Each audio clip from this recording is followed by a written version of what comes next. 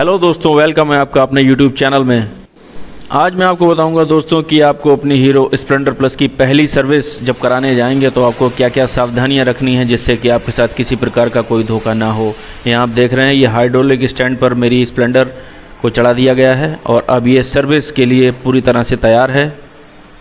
तो दोस्तों आपको बता दूं, ये बाइक मैंने 2 जनवरी सन 2023 को ख़रीदी थी, जैसा कि आप सब जानते हैं। और जो चैनल पर नए हैं उनसे मेरी विनती है कि चैनल को सब्सक्राइब करें, शेयर करें, लाइक करें और कमेंट करें। दोस्तों जब भी आप सर्विस कराने बाइक को सर्विस सेंटर पर लेके जाते हैं तो मोस्टली केसेस में देखा गया है कि सर्विस सेंटर वाले आपको बोलते हैं कि आप वेटिंग एरिया में बैठिए। मेरी सलाह दोस्तों आपको ये है कि अगर हो सके तो आप वेटिंग एरिया में ना बैठें और अपनी बाइक के पास में ही रहें, जिससे कि आपको ये पता लग सके कि सर्विस किस तरह से हो रही है, कोई कमी तो नहीं छोड़ी जा रही। और दोस्तों यहाँ आप देख रहे हैं कि ये सर्विस वाले भैया जो हैं, मैकेनिक भाई साहब अपने, ये बाइक को एयर प्रेशर से अच्छी तरह से सुखा रहे हैं। मैंने पूछा भैया काहे इतना प्रेशर लगा रहे हो, तो बोले बाइक को सुखाना बहुत ज़रूरी है। मैंने चलिए ठीक है। अब इन्होंने यहाँ रखा है नीचे बर्तन और ये ऑयल चेंज करने के लिए नट खोल दिया है, जिससे कि यूज्ड ऑयल जो है, जो हमारा मोबिल पुराना वाला है, वो इसको बाहर इस बर्तन में निकाल लेंगे दोस्तों। और ऐसे ही आप देख रहे हैं कि जो पुराना मोबिल ऑयल है वो बाहर आने लगा है।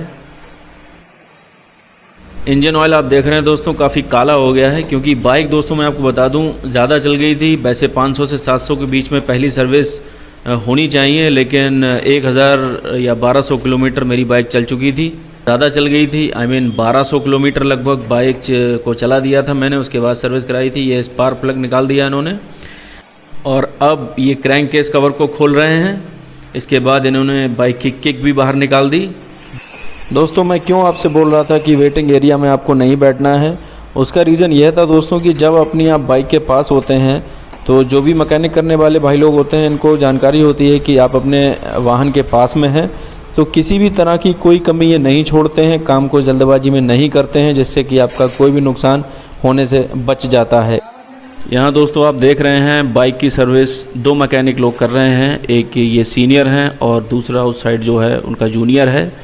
सीनियर जो हैं ये क्रैंक केस कवर खोल रहे थे, जबकि जो जूनियर है वो मस्त एकदम टायर घुमा घुमा के पूरे मज़े ले रहा था। बाइक जब दोस्तों आप सर्विस के लिए लेके जाते हैं तो सबसे बड़ी प्रॉब्लम जो देखने को मिलती है वो होती है वॉशिंग के साथ।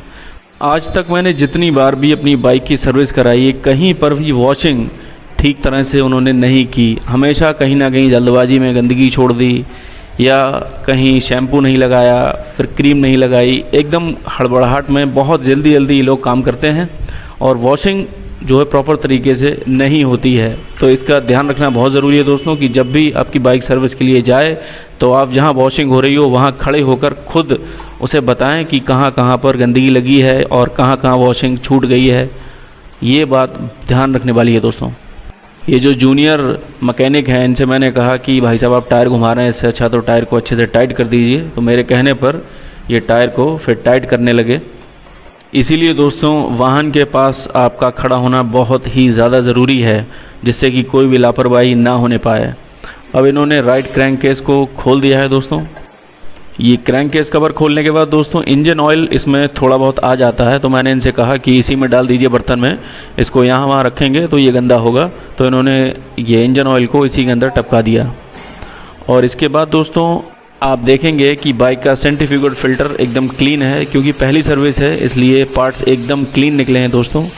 जैसा कि दोस्तों आप देख पा रहे हैं कि इंजन ऑयल थोड़ा सा कम निकला है, क्योंकि दोस्तों जब पहली सर्विस बाइक की कराने ले जाते हैं तो 200-300 ml अगर इंजन ऑयल कम भी निकलता है तो कोई डरने वाली बात नहीं है। उसके बाद दोस्तों सेंट्रीफ्यूगल फ़िल्टर कवर को खोलने की बारी आती है। तो यहाँ ये सीनियर मैकेनिक जो आप देख रहे हैं काफ़ी ज़ोर ज़ोर से हथौड़ा मारते हैं। क्या बताऊं भाई साहब, आपको दिल पे चोट लग रही थी जब ये ज़ोर ज़ोर से इस पर हथौड़े से वार कर रहे थे। खैर ये तो सर्विस का एक पार्ट है और होना ही था, लेकिन मैं बाइक के पास ही खड़ा था तो ये सारा काम काफ़ी स्मूथली हो गया और बहुत ही व्यवस्थित तरीके से चीज़ें हो रही थी, क्योंकि मैं बराबर इन पे नज़र बनाए हुआ था। कोई भी लापरवाही ये लोग नहीं छोड़ रहे थे, क्योंकि इन्हें पता है कि मैं वहाँ खड़े होकर वीडियो शूट कर रहा हूँ। दोस्तों सेंट्रीफ्यूगल फ़िल्टर खोलते ही इसके अंदर भी थोड़ा सा इंजन ऑयल आ जाता है, जो मैंने पूरी तरह से साफ़ करवाया। उसके बाद ही मैंने इसमें कहा कि आप नया इंजन ऑयल डालिए। और नया इंजन ऑयल दोस्तों आप देख रहे हैं हीरो का जेन्युइन 40 ही मैंने डलवाया। दोस्तों ये बात बहुत इंपॉर्टेंट है और ध्यान देने वाली है कि आप जो हैं जेन्युइन इंजन ऑयल ही डलवाएं। और ये मेक श्योर करें कि जब आपकी बाइक की सर्विस हो रही हो तो वहाँ पर ओरिजिनल और जेन्युइन हीरो का इंजन ऑयल हो। तो दोस्तों इंजन ऑयल को डलवाने से पहले हमेशा उसकी पैकिंग, मैन्युफैक्चरिंग, एक्सपायरी ज़रूर चेक कर लें दोस्तों। इतना सब कुछ होने के बाद दोस्तों अब बारी थी इसके गैस्केट को चेंज करने की। जी हाँ दोस्तों, कुछ मैकेनिक इसको पैकिंग बोलते हैं और इसका नाम गैस्केट भी होता है। लेकिन इससे पहले दोस्तों हमको बंद करना था सेंट्रीफ्यूगल फ़िल्टर का कवर, जो आप देख रहे हैं मैकेनिक अच्छी तरीके से इसको बंद कर रहे हैं। इसके बाद दोस्तों आपको जो चीज़ ध्यान देनी है वो ये है दोस्तों कि इसके जो बोल्ट हैं वो अच्छे तरीके से टाइट हो जाएं। इसके बाद दोस्तों नेक्स्ट पार्ट ये है कि इसकी गैस्केट को चेंज करना है, जो कि मैंने आपको पहले ही बताया था कि प्रत्येक सर्विस में इसकी गैस्केट या पैकिंग ज़रूर चेंज करवाएं। तो कुछ इस तरह से ये मैकेनिक भाई साहब इस गैस्केट को अच्छी तरीके से सेट करते हैं। उसके बाद इंजन की कोर्स को अच्छी तरीके से साफ़ करते हैं, जिससे कि पुरानी जो गैस्केट जो लगी हुई थी वो पूरी तरीके से रिमूव हो जाए, जिससे कि ये जो कवर है इस पर पूरी तरीके से सेट हो जाए। क्योंकि अगर ये पुरानी वाली जो गैस्केट है अगर ये नहीं रिमूव होती है तो अच्छे से कवर सेट नहीं हो पाता है। तो दोस्तों यहाँ पर ये गैस्केट पूरी तरीके से फिट हो चुकी है। अब ये राइट क्रैंक केस कवर को अच्छे से सेट कर रहे हैं मैकेनिक जी, और ये पूरी तरीके से अच्छे से सेट करके इसमें बोल्ट डाल के इनको अच्छी तरीके से कस रहे हैं, क्योंकि बोल्ट को कसना बहुत ज़्यादा ज़रूरी है। राइट क्रैंक केस कवर को लगाने के बाद दोस्तों अब नेक्स्ट पार्ट था साइलेंसर की प्लेट को अच्छे से लगाना, जो कि इन्होंने बहुत अच्छे से लगाई। और मैं पास में खड़े होकर बराबर इन लोगों को बता रहा था कि भाई किसी प्रकार से कोई भी नट लूज़ ना रहे, क्योंकि बाद में बड़ी प्रॉब्लम होती है। क्योंकि बाइक जब चलती है तो वाइब्रेशन होता है और धीरे धीरे नट खुल जाते हैं और आपको नुकसान हो सकता है। इसके बाद इन्होंने ये साफ़ सफाई कर दी अच्छे से, जो भी इंजन ऑयल पुराना इस पर लगा हुआ था वो अच्छे से क्लीन हो गया। उसके बाद ये स्पार्क चेक करने लगे। इसके बाद दोस्तों नेक्स्ट पार्ट है न्यू इंजन ऑयल को इंजन में डालना। तो इन्होंने ये ऑयल लेवल लिपस्टिक को निकाला और इसी से इंजन ऑयल की बोतल को खोला। और अब दोस्तों आप देख रहे हैं बाइक के इंजन में नया इंजन ऑयल डाला जा रहा है। दोस्तों इंजन ऑयल जब डाला जा रहा हो तो एक चीज़ सबसे ज़्यादा ज़रूरी आपको देखना है कि दोस्तों इसका ड्रेन बोल्ट बंद हो।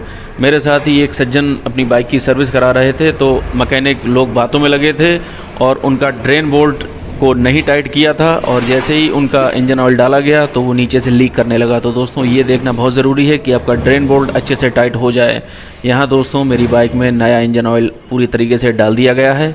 इसके बाद दोस्तों अब नेक्स्ट पार्ट है स्पार्क प्लग को चेक करने का। इन्होंने स्पार्क प्लग चेक किया। दोस्तों स्पार्क प्लग में जो आइडियल गैप होता है वो 0.6 से 0.7 mm का होना चाहिए। इससे ज़्यादा या इससे कम का गैप बिल्कुल भी नहीं होना चाहिए। इसके बाद दोस्तों मैकेनिक जी ने स्पार्क प्लग को लगाया और इसके बाद ये थोड़ा साफ़ सफाई करने लगे। ब्रेक पैडल थोड़ा लूज़ था उसको देखा और फिर इसको चाबी से और टाइट करने की ज़रूरत थी तो वो करने लगे। इसको अच्छे से टाइट करने के बाद दोस्तों अब बारी आती है नॉइज़ सप्रेसर कैप को स्पार्क प्लग से लगाने की। तो एयर प्रेशर से अच्छे तरीके से फिर से इन्होंने साफ़ किया और जिससे कि कोई कमी ना रह जाए। उसके बाद इन्होंने नॉइज़ सप्रेसर कैप को स्पार्क प्लग से अटैच कर दिया, जैसा कि आप देख पा रहे हैं दोस्तों मैं आपको बता दूं इधर सीनियर मैकेनिक ये काम कर रहे थे और इधर जूनियर मैकेनिक ने तब तक बाइक का एयर फिल्टर अच्छे से चेंज कर दिया। और दोस्तों अब बारी आती है बाइक की सीट को खोलने की। क्यों वैसे ये सीट खोलने के लिए मना कर रहे थे, लेकिन मेरी शिकायत थी क्योंकि बाइक की सीट के नीचे से मुझे कुछ आवाज़ आ रही थी, बॉडी से कुछ चीज़ टकरा रही थी जो कट का साउंड कर रही थी। फिर उन्होंने एयर प्रेशर से सब साफ़ किया।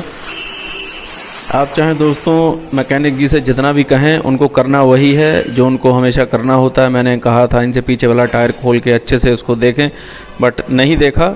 वो अपने ही मन से सारे काम कर रहे थे। उसके बाद जो मैंने कहा कि आवाज़ आ रही है पीछे के हिस्से से, फिर वो कहने लगे कि नंबर प्लेट में कुछ प्रॉब्लम है। तो ये नंबर प्लेट को ज़ोर से ठोक के देखने लगे, लेकिन वहाँ से कुछ आवाज़ नहीं आई। उसके बाद इन्हें कुछ समझ नहीं आया। बाइक का बज़र दोस्तों अच्छे से काम नहीं कर रहा था, तो मैंने चेंज करा के एक नया बज़र बाइक के अंदर लगवाया। तो दोस्तों ये थी स्प्लेंडर प्लस की पहली सर्विस की वीडियो। दोस्तों चैनल को ज़्यादा से ज़्यादा सब्सक्राइब करें, शेयर करें, लाइक करें और कमेंट करें। जय Hind. I grew up in a place where they told you what to chase, told you how to run the race, every move was on the page, but I didn't like their way, had to fight and misbehave, had to find a way to change, had to leave to find my way. Caught up in a daydream, I beat my mind up there almost daily. It's how I pass time, no opinions safely. It's how I understand what I want in this place, see. Cause everybody wanna tell you bad things, what could go wrong, what fame brings. But success is a finicky thing, and if you ain't sure, no, it'll never be.